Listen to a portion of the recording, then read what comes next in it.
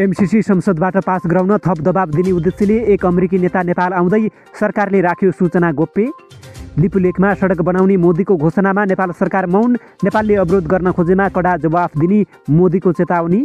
पृथ्वी जयन्तीमा सार्वजनिक बिदा नदिए कडा आन्दोलनको चेतावनी। राष्ट्र निर्मातालाई विदेशीको बुटले दबाउन खोजेको आरोप। एमसीसी पास गर्न मुलुकमा सङ्कटकाल लगाउन खोजिएको देव गुरुङको गम्भीर खुलासा। बीआरआईसँग एमसीसी जाँच्नै नसकिने दाबी। तत्काल मधेस शान्त नहुने जनमत पार्टीका अध्यक्ष सीके राउतको घोषणा। तराईमा दिन प्रतिदिन आन्दोलन उग्र बन्दै। नेपालमा अन्तरिक्ष सम्बन्धी कानुन नबन्दा रोकियो रकेटको परीक्षण। पुरा भएन मन्त्रीको बाचा। नेपालमा चिनिया खाद्य सामग्रीको आयात बढ्यो। 5 महिनामा माछाको अचार मात्रै 14 टन भित्रियो। र सीसीएमसी बैठकमा लकडाउनबारे छलफल। उच्च सतर्कता अपनाउन प्रधानमन्त्रीको निर्देशन। नमस्कार, ग्रेटर नेपाल टिभीले तयार पारेको न्युज अपडेटबाट यहाँलाई हार्दिक स्वागत छ।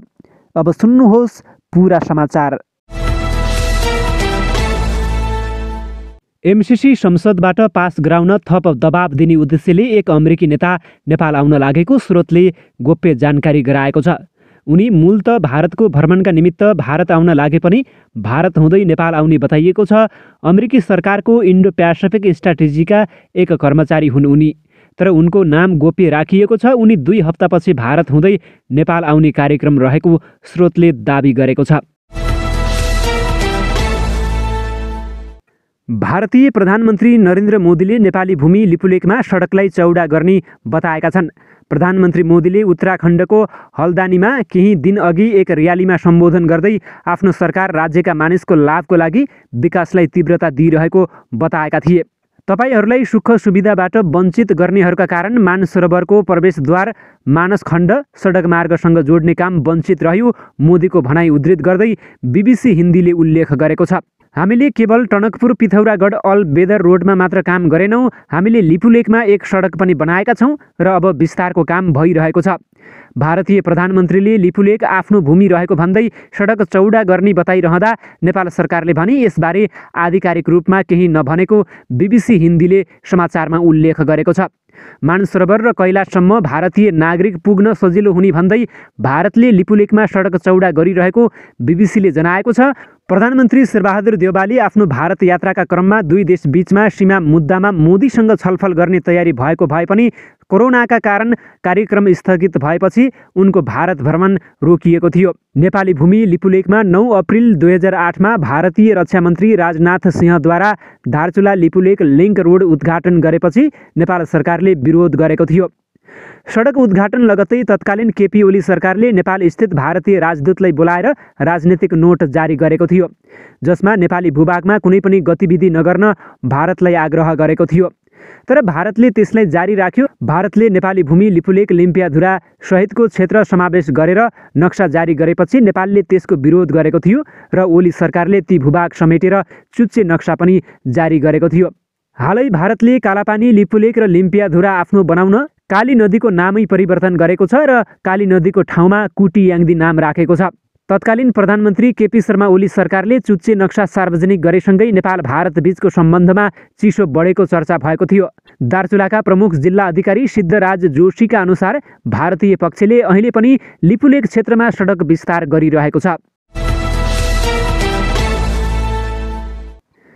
नेपालमा अन्तरिक्ष कानुन नबन्दा विद्यार्थीहरूले बनाएको रकेट परीक्षण हुन सकेको छैन। नियर अर्थ स्पेसले बनाएका आरम्भ 1, 2 र 3 मेड्युलका 3वटा रकेट र राष्ट्रिय आविष्कार केन्द्रमा मोहन तामाङले निर्माण गरेको गरुडा 2 रकेटको परीक्षण हुन नपाएका हुन्। कानुन अभावमा परीक्षण हुन नपाएका उनीहरूले बताएका छन्। कस्तो रकेटलाई प्राथमिकता दिने, कहाँ परीक्षण गर्ने र यसमा प्रयोग हुने इन्धन प्रयोगको बारेमा कानुन नहुँदा परीक्षण हुन नसकेको बताइएको छ। रकेटमा प्रयोग हुने इन्धन नेपालमा विस्फोटक पदार्थमा सूचीकृत रहेको छ। इन्धनको रूपमा उनीहरूले क्यान्डे फ्युल प्रयोग गर्दै आएका छन्। चिनी, पोटासियम नाइट्रेट, आइरन अक्साइड मिलाएर बनाइएको इन्धनलाई क्यान्डे फ्युल भनिने गरुडाका निर्माणकर्ता मोहन तामाङले बताएका छन्। उनीहरूले बनाएका रकेट शैक्षिक एवं अनुसन्धानात्मक प्रयोजनका लागि हो, तर कानुन नहुँदा परीक्षण समस्या हुने गरेको छ। विद्यार्थीहरूले निर्माण गरेको रकेटको परीक्षणका लागि सेनाको सहयोग लिनुपर्ने बाध्यता रहेको छ। यसअघि गत वर्ष गरुडा रकेट र आरम्भको रकेट नेपाली सेनाको सहयोगमा धनुषाको विमानमा परीक्षण गरिएको थियो। त्यसबेलाको परीक्षण असफल भएको छ। त्यसको केही महिनापछि गरुडा रकेट सेनाको सहयोगमा उपत्यकाको एक स्थानमा गरिएको थियो, जुन सफल भएको थियो। कानुन निर्माणका लागि दबाब दिने उद्देश्यले गत मङ्सिरमा युथ फर नेसनले काठमाडौँको शङ्ख पार्कमा विज्ञान प्रदर्शन गरेको थियो। उक्त कार्यक्रममा विज्ञान मन्त्री देवेन्द्र पौडेल कानुन बनाउने बाचा गरेका थिए, तर मन्त्रालयले हालसम्म कुनै पहल गरेको छैन।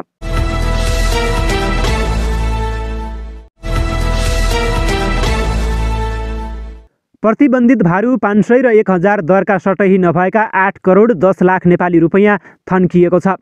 भारत सरकारले सो नोट प्रयोगमा प्रतिबन्ध लगाएको करिब 5 वर्ष बितिसक्दा पनि नेपालमा भएको नोट सटही नहुँदा नेपाल राष्ट्र बैङ्कमै थन्किएको हो। भारु 500 दरको 3 करोड 40 लाख 73,500 र 1000 दरका 1 करोड 65 लाख 52,000 भारतीय रुपैयाँ केन्द्रीय बैङ्कको स्टोरमा रहेको छ। अहिले नेपालसँग 5 करोड 6 लाख 25,500 भारु रहेको राष्ट्र बैङ्कका सहप्रवक्ता नारायण प्रसाद पोखरेलले जानकारी दिएका छन्। उक्त नोटको इक्विभ्यालेन्ट नेपाली रुपैयाँमा 8 करोड 10 लाख 800 रहेको छ। यो बैङ्किङ प्रणालीमा भएको रकम हो, उनले भनेका छन्। नोट सटहीका लागि परराष्ट्र मन्त्रालयले भारतीय परराष्ट्र मन्त्रालयसँग विभिन्न किसिमका वार्ताहरू गरिरहेको उनले जानकारी दिएका छन्। उक्त रकम बराबरको भुक्तानी केन्द्रीय बैङ्कले गरिसक्यो। यसकारण सो रकमको सटही नपाए मुलुकलाई घाटा हुने उनले बताएका छन्।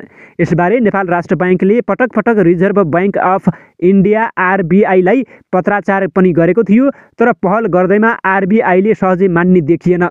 तथापि राष्ट्र बैङ्क र आरबिआईका कार्यकारी निर्देशक तथा निर्देशकहरूको टेक्निकल कमिटीमा हुने छलफलमा यसबारे जानकारी गराइएको सहप्रवक्ता पोखरेलले बताएका छन्। नेपालसँग भएको प्रतिबन्धित भारु नोट मौजदातको शोध भर्ना रिजर्भ बैङ्क अफ इन्डियाले दिन्छ भन्नेमा आशावादी रहेको उनको भनाइरहेको छ। भारत सरकारले विक्रम सम्वत 2073 कार्तिक 23 गते मङ्गलबार मध्यरातिदेखि लागू हुने गरी भारतीय रुपैयाँ 500 र 1000 दरका नोट प्रयोगमा प्रतिबन्ध लगाएको थियो। भारतीय प्रधानमन्त्री नरेन्द्र मोदीले कालोधन, भ्रष्टाचार र नक्कली नोटका कारण उत्पन्न समस्या हल गर्न यस्तो प्रतिबन्ध लगाएका थिए। भारतले आफ्नो मुलुकका नागरिक तथा छिमेकी मुलुक भुटानका नागरिकसँग भएको यस्तो नोटलाई तोकिएको समयभित्र साट्यो, तर नेपालमा रहेको उक्त मुद्राको भने आधा दशक हुँदासम्म पनि कुनै चासो दिएको छैन। निजगढ अन्तर्राष्ट्रिय विमानस्थल निर्माणको गुरु योजना तयार भएको छ। विमानस्थल निर्माणको अध्ययनका लागि नियुक्त परामर्शदाता एमआरएससिजी इन्फ्राटा, बिडिए अथोरिटी जेभी र नेपालको जोशी एसोसिएट्सले गुरु योजना तयार पारेको हो।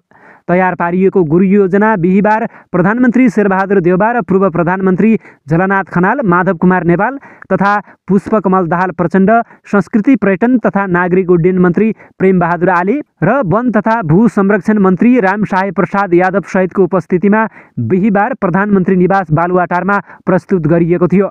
सो अवसरमा नेपाली कङ्ग्रेसका नेता रामचन्द्र पौडेल, नेकपा माओवादी केन्द्रका नेता नारायण काजी श्रेष्ठ, जनता समाजवादी पार्टी जसपाका अध्यक्ष उपेन्द्र यादव लगायतको सहभागिता रहेको थियो।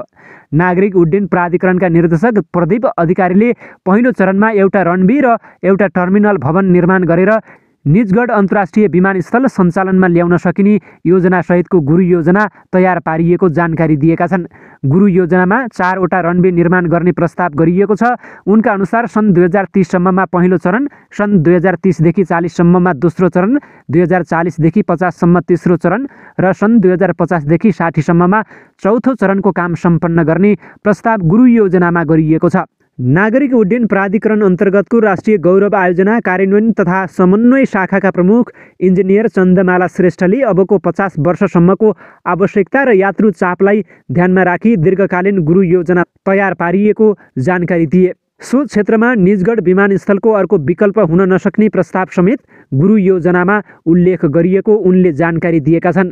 16 करोड रुपैयाँको लागतमा 1 वर्षको समय खर्चेर गुरु योजना तयार पारिएको हो। गुरु योजना स्वीकृत भइसकेपछि यिनै परामर्शदाता कम्पनीहरूले नै विस्तृत डिजाइन समेत निर्माण गर्नेछन्।